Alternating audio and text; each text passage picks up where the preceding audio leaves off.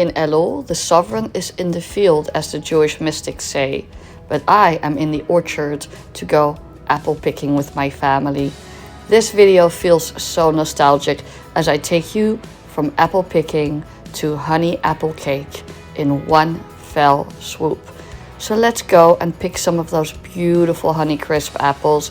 They're some of my favorite ones. It was a beautiful September day and we were ready to snatch them right off the branches.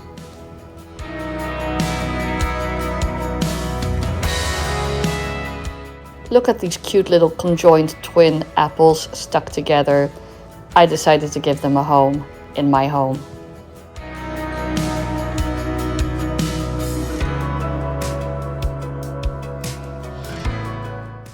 This topic of apple picking is very sweet and nostalgic to me because it was one of my first YouTube videos last year, and now I'm back at the same orchard a year later. A life changed, a new destiny, a year of growth and reflection.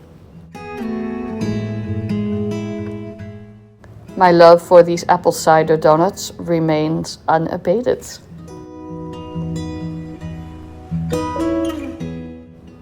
After apple picking, we settled in for an alfresco pizza dinner overlooking the orchard as the sun was slowly setting. And after our pizza dinner, enjoyed with a nice cold sparkling cider, of course, we did something very special.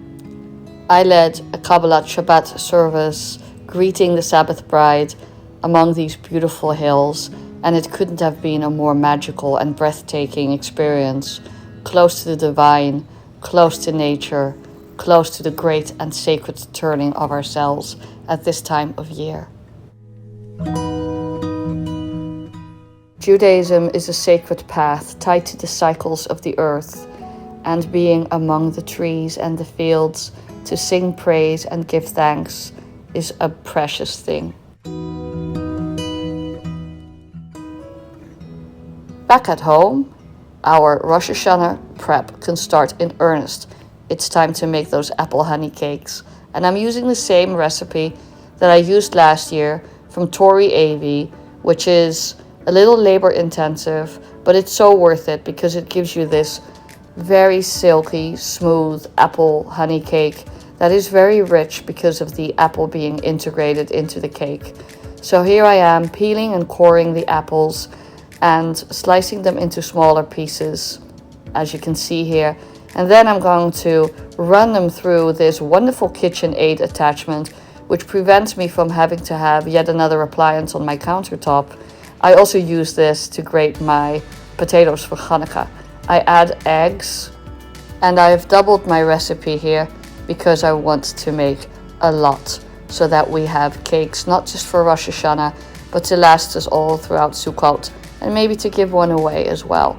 Adding my oils, I combined olive oil and canola oil. It's what I had, so that worked fine.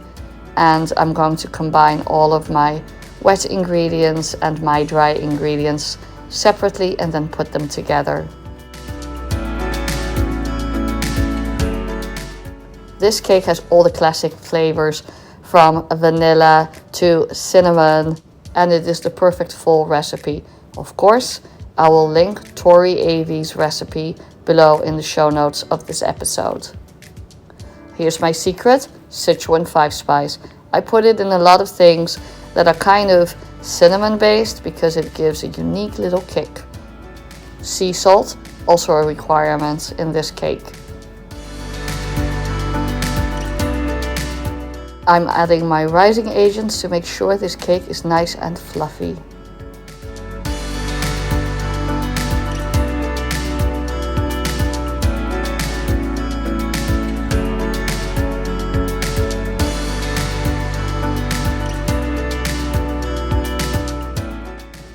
Here I am combining my ingredients and incorporating the grated apple. There is no need to put lemon juice or anything like that on the apple because if it oxidizes, not a problem. This renders a lovely dark cake anyway, which has quite a long baking time because it's a very wet batter.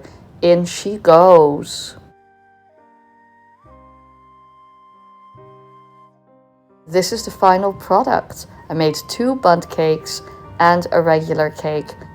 And you're getting a sneak peek at my Rosh Hashanah challahs. But that is a video for another day. I hope you enjoyed this fun, short little tutorial. And I will see you for the next video. Lots more Rosh Hashanah cooking coming up. I'm going to give you a hint. Sefarad. Keep that in mind. See you in the next video. L'Shana Tova. A sweet and happy new year.